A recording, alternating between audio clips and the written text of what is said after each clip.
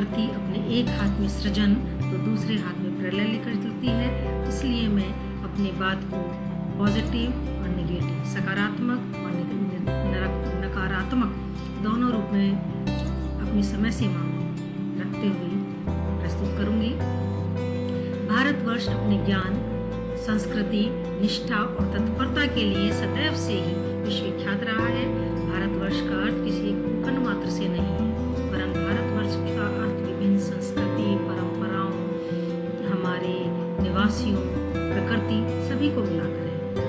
मैं इस मंच के माध्यम से माँ सरस्वती का अभिनंदन करते हुए और भारत माँ का नमन करते हुए अपनी बात को प्रारंभ करती हूँ। देखा जाए तो कला, साहित्य और समाज का संबंध सदियों पुराना है। सभी एक दूसरे के पूरक हैं और सभी एक दूसरे पर निर्भर हैं। एक कवि और कलाकार समाज के विभिन्न आंतरिक और बाह्य घटकों को, घटनाओं को उद्घाटित करता है और इसीलिए उसे कलाओं को समाज का दर्पण कहा जाता है। कवि, कलाकार समाज के में स्थित आम जनता के विभिन्न सुखों दुखों को अपनी लेखनी और तूलिका का विषय प्राचीन काल से ही बनाता चला आ रहा है। अगर देखें तो कलाओं का उद्देश्य लोक कल्याण रहा है और इसमें बहुजन हिताय और बहुजन सुखाय की परंपरा रही है, उसकी यथार्थता दिखाई देती है। अगर हम इतिहास साक्षी है, इतिहास पर दृष्टि डालें तो कला सदैव से ही समाज को दिशा देती रही है, प्रेरणा देती रही है, उसे जागरूक करती रही है और कलाओं ने सदैव से ही देश, राष्ट्र, समाज, जनता और विश्व की उन्नति में अपना साहित्य और कला का गहरा संबंध है। दोनों एक दूसरे पर टिके हुए हैं। एक साहित्यकार जब अपने साहित्य में एक अच्छी कला का प्रयोग करता है तब उसका साहित्य बनता है और पठनीय होता है। इसीलिए कहा जाता है कि कला कला के लिए होती है और कला जीवन के लिए, समाज के लिए होती है। इस वैश्विक महामारी ने सामान्य से अति सामान्य व्यक्ति को भी बहुत प्रभावित किया है, तो एक कलाकार उससे प्रभावित हुए बिना कैसे रह सकता है। उस पर तो इसकी तीव्रता और भी अधिक होगी। कला और समाज का संबंध तो सुई धागे जैसा है, दोनों को एक दूसरे से अलग नहीं कर सकते। एक के बिना दूसरा पंगु है और दूसरे के बिना पहला पंगु है। इस वैश्विक बीमारी ने सभी पर एक गहरा मनोवैज्ञानिक प्रभाव डाला है। उन पर नहीं जो इस बीमारी से संक्रमित हैं, वरन उन पर भी जिन पर इस वायरस का कोई प्रभाव नहीं पड़ा है, लेकिन फिर भी वो एक अज्ञात, अगोचर भय की स्थिति में हर वक्त हैं। एक स्थिति उन पर भय की बनी हुई है। जनता curfew, lockdown, quarantine, social distancing जैसे शब्द आज बहुत कॉमन हो गए हैं और ये खतरा निरंतर बढ़ता ही जा रहा है। अगर हम इसका अनुमान इसी बात से लगाएं कि सप्ताह दर सप्ताह, दिन प्रतिदिन संक्रमितों की संख्या दुगनी चौगुनी होती जा रही है। आज हमें प्रकृति से प्रेरणा लेने की आवश्यकता है। आज हमें कछुए से प्रेरणा लेने की आवश्यकता है। जिस प्रकार एक कछुआ अपने आसपास किसी खतरे या संकट को देखकर अपने हाथ पैरों को सकोल लेता है और निष्प्रभ सा हो जाता है, उसी प्रकार आज मानव को आवश्यकता है। उसे भी एक कछुए की प्रणाली को ही अपनाना चाहिए और ऐसा नहीं है, बहुत से लोग अपना भी रहे हैं और जिसका कारण भी ये है कि आज मेरा शहर गांव हो गया है, आज गांव शहर बन गए हैं और हम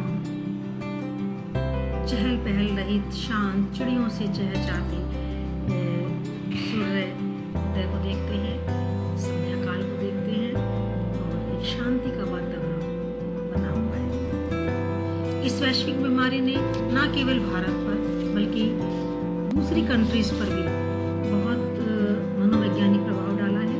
और अगर हम बात करें अमेरिका, रूस, चीन की, तो एक तनातनी चल रही है। भारत पाकिस्तान के मध्य भी एक तनातनी चल रही है।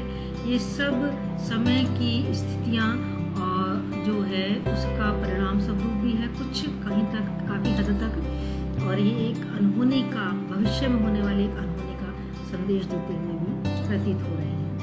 वर्ष 2019 में के अंत में दिसंबर माह में चीन के वुहान शहर की फिजाएं क्या बिगड़ी कि उसने पूरे विश्व को ही अपनी गिरफ्त में ले लिया।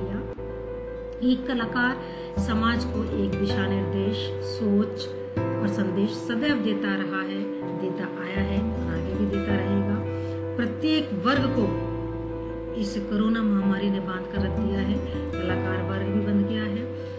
अब एक तो वो अपने घर में कैद है और दूसरा वो अपना 100% भी नहीं दे पा रहा है, और जो मुख्य बात है उसका आर्थिक पहलू भी बहुत कमजोर पड़ता जा रहा है। लोक कलाकार और स्वतंत्र कलाकारों के ऊपर जो है, जो उनकी आजीविका का साधन है, वो उनका कला कौशल, उनकी निपुणता, उनकी तूलिका, लेखनी, यही सब है, उनके वाद्य यंत्र का कौशल है, लेकिन सब आज बंद हो चुके हैं, लॉक हो गए हैं। अगर हम थोड़े से कुछ उदाहरण लें और स्पेशली हम महाराष्ट्र की बात करें तो भारत में महाराष्ट्र में संक्रमितों की संख्या सबसे अधिक है और सबसे अधिक मामले हैं। वहाँ की प्रसिद्ध लोक कला तमाशा है। ये तमाशा दिखाने वाले लोग विभिन्न पर्वों, त्योहारों, उत्सवों पर जाते हैं और जो इनका पीक टाइम होता है वो मार्च से लेकर मई तक का टाइम होता है। इस टाइम में वो अपने पूरे वर्ष भर की कमाई कर लेते हैं, धनार्जन कर लेते हैं। लेकिन अब की बार मार्च से लॉकडाउन होने से सभी कुछ बंद है, सारे सामुदायिक कार्यक्रम बंद हो चुके हैं। ऐसे में उनकी जीविका चलाना उनके लिए बहुत कठिन हो रहा है। ये तो अभी उनकी वर्तमान स्थिति है, अब इन्हें पूरे वर्ष कैसे झेलेंगे, ये बहुत ही सोचनीय या चिंता का विषय है। और यही स्थिति विवाह समारोह में या धार्मिक बारातों में शहनाई बजाने वाले, बाजा बजाने वाले कलाकारों का भी है। अगर हम फोक आर्टिस्ट, ट्राइबल आर्टिस्ट के दायरे को देखते हुए बात करें तो ये लोग वर्ष भर एक स्थान से दूसरे स्थान पर जाते रहते हैं और वहाँ प्रदर्शनी या ये कहिए स्टॉल्स लगाते रहते हैं। वहाँ उनका बहुत काम बिकता है और साथ ही वहाँ पर बैठे बैठे अपना काम भी करते रहते हैं और सामान भी बेचते रहते हैं। इससे इनका पूरे वर्ष भर के ये इनका एक स्टाइल है और इनका आजीविका भी इसी चलती है और इनका काम भी इसी तरह बिकता है। आप दिल्ली हाट में और क्राफ्ट म्यूजियम दिल्ली में भी इस टाइप के बहुत सारी संस्थाएं हैं जो फोक आर्ट्स को, ट्राइबल आर्ट्स को बढ़ावा दे रही हैं। वहाँ आप ऐसे कलाकारों को, उनके काम को बनते बिकते देख सकते हैं। लेकिन आज सब बंद है। अगर मैं केवल अपने शहर मेरठ की बात करूं तो मेरठ में पिछले 354 वर्षों से नौचंदी मेला प्रतिवर्ष लगता आ रहा है, बिना रुके लगा है। अब की बार ऐसा हुआ है कि कोरोना महामारी के रहते हुए ये मेला नहीं लगा। लेकिन अगर इस मेले में ये एक ऐसा प्लेटफॉर्म है कलाकारों के लिए, शिल्पकारों के लिए, हस्तकारों के लिए, दस्तकारों के लिए, लखनऊ चिकनकारी करने वालों के लिए, काष्ठ शिल्पियों के लिए, कि यहाँ इनका बहुत काम की डिमांड रहती है और बिक जाता है इनका काम और उसी से ये पूरे साल अपना जीवन निर्वाह कर लेते हैं। और यही स्थिति जादूगर, दिखाने वाले, नटों, प्रदर्शनकारी लोक कलाकारों का, विभिन्न वाद्य यंत्र बजाने वाले वादकों का, लखनऊ चिकनकारी का, मुशायरा, कवि सम्मेलन करने वाले कवियों का, सभी की ये स्थिति है। आज टेराकोटा, धातु शिल्प, काष्ठ शिल्प, सभी शिल्पकारों पर गहरा संकट छाया हुआ है। यह स्थिति किसी एक विशेष स्थान की नहीं है, वरन ये उत्तर प्रदेश से लेकर राजस्थान, मध्य प्रदेश, बिहार, बंगाल, उड़ीसा, सभी जगह की है। सभी पर जैसे इस लॉकडाउन ने लॉक लगा दिया है। हालांकि ललित कला अकेडमी, संस्कृति विभाग, राजस्थान की संस्कृति विभाग और बहुत सारी कलाओं को बढ़ावा देने वाली संस्थाएं इस प्रकार के काम कर रही हैं। उन्होंने कुछ निश्चित धनराशि भी बेरोजगार कलाकारों के लिए मुकर्रर की और उनकी लिस्ट भी मांगी है, जिससे उनके जीवन यापन में कोई परेशानी न आए। बहुत से संभ्रांत जो कलाकार हैं वो अपनी पेंटिंग ऑप्शन करके चैरिटी कर रहे हैं, पर क्या इन सब से स्थितियाँ सुधरेंगी? क्या स्थितियाँ संभाल पाएंगी? शायद नहीं। मुझे तो लगता है बिल्कुल भी नहीं हो पाएंगी। तो ये सब स्थितियाँ हैं। क्या एक अच्छे साहित्यकार का साहित्य पब्लिश हो पाएगा? क्या उसको दाम मिल पाएंगे? जब हमारा जीवन यापन ही इतना कठिन हो रहा है और कलाओं को तो हम अपना शौक का और आनंद की वस्तु मानते हैं, तो व्यक्ति उस पर पैसा क्यों लगाएगा? क्यों उनका बाजारवाद कैसे होगा? उनकी बिक्री कैसे होगी? अच्छा साहित्य कैसे लिखेंगे? कहीं इस साहित्य अच्छे ना पब्लिश होने के चक्कर में अच्छे साहित्य क्या पब्लिशर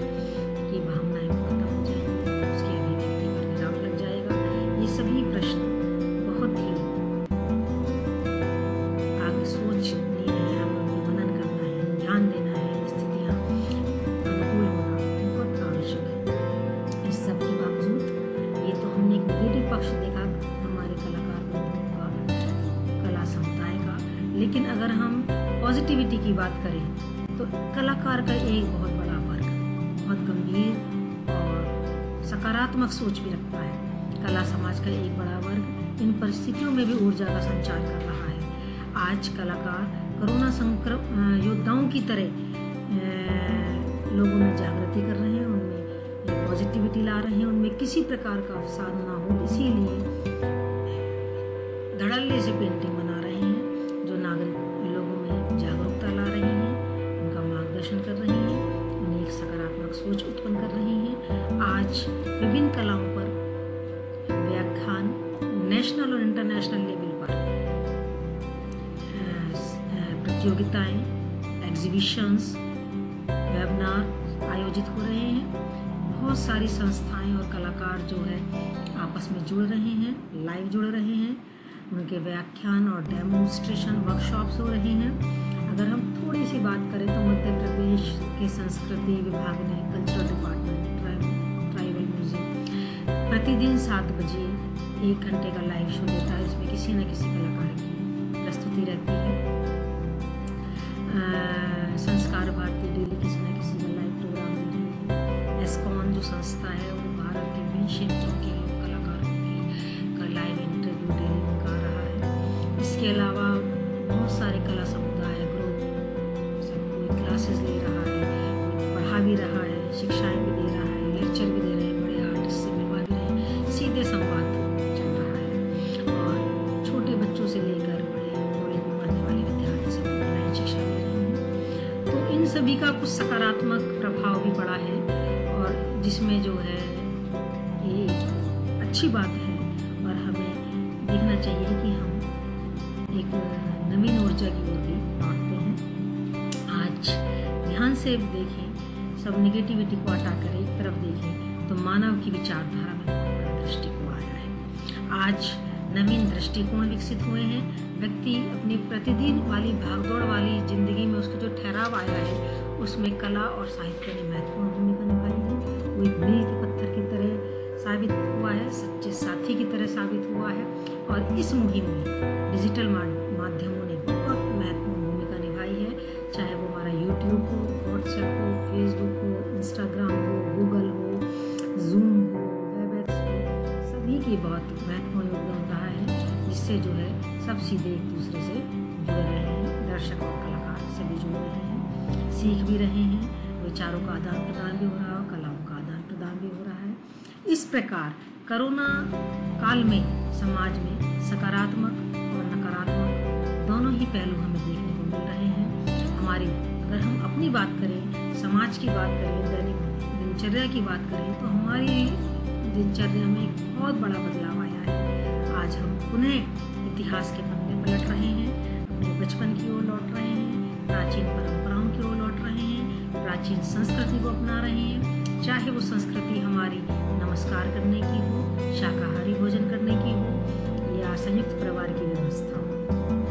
मानव अब आधुनिक जीवन शैली से पलायन कर रहा है और ये काम न केवल मजदूर या निम्न वर्ग बल्कि एक पढ़ा लिखा, संभ्रांत और आधुनिक विचारों वाला, आधुनिक प्रवृत्तियों वाला व्यक्ति यही जीवन पद्धति अपना रहा है। जो लोग बाहर घूमने, भोजन करने में आनंद महसूस करते थे, खुशी ढूंढते थे, वो आज घर में रह रहे हैं, घर में रहकर अपना भोजन कर रहे हैं और इसमें महिलाओं ने बहुत महत्वपूर्ण भूमिका निभाई है। महिलाओं ने अपने वार्डरोब, जो उनकी ब्रांडेड वार्डरोब है, वो उतनी नहीं खोली जितनी उन्होंने यूट्यूब के अलमीराज के एक एक खन को, एक एक सामान को खोल डाला है और परिवार को बांधे रखा है अपने नए नए रेसिपी से, अपने पाक कला के कौशल से।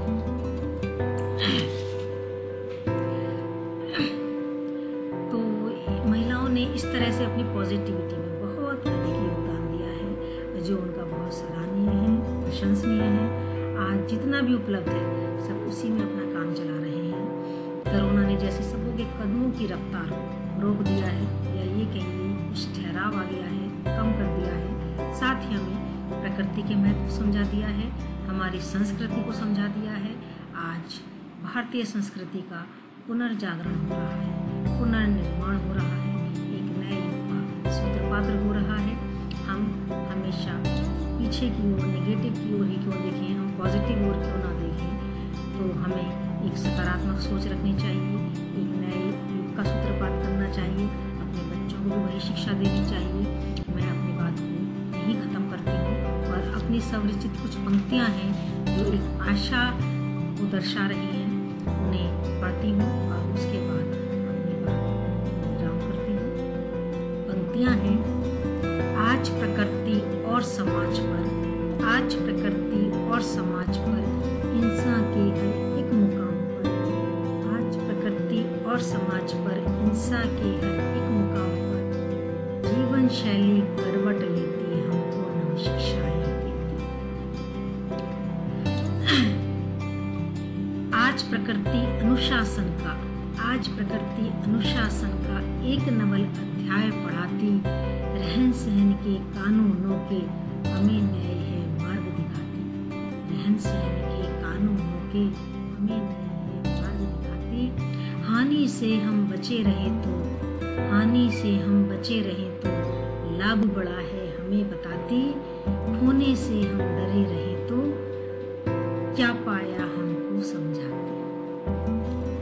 अब नवनीति, अब नवनीति नवशैली में जीवन बीतेगा, अब नवनीति नवशैली में जीवन बीतेगा, अनुशासन आदर्शों वाला ही जीतेगा।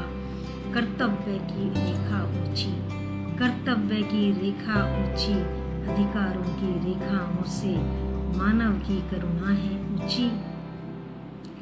ये बीते कल की बात नहीं, ये बीते कल की बात नहीं, ना आज की निश्चित रेखा है, ना आज की निश्चित रेखा है। मैंने आज की सीमा